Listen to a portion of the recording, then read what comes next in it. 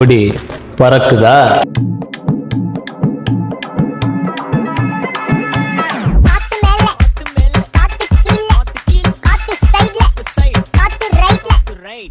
மண்ணுக்கே சொந்தக்கார அவன் தாண்டா.